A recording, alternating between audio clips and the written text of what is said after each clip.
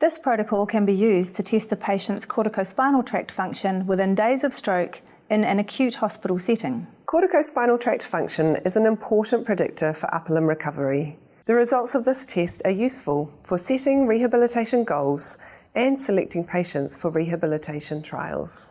This protocol is part of the PREP2 algorithm, which predicts upper limb outcomes after stroke. These predictions allow clinicians to personalise upper limb therapies and to manage patient expectations. Demonstrating the procedures will be Emma Monigatti and Ben Scrivener, physiotherapists, and Jim Stinear, a neuroscientist who will play the role of a stroke patient.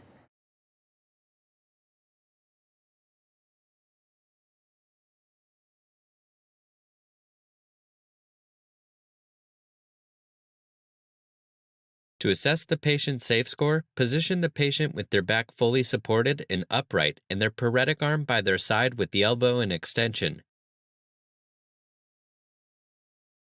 Demonstrate shoulder abduction and ask the patient to lift their arm sideways and up toward their ear.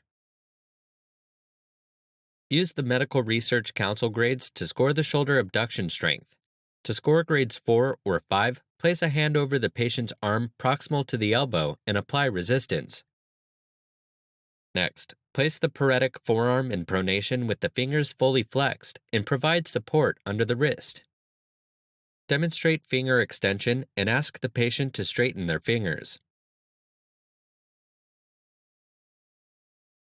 Use the Medical Research Council grades, apply resistance over the dorsum of the fingers distal to the metacarpophalangeal joints throughout the movement to score grades 4 or 5.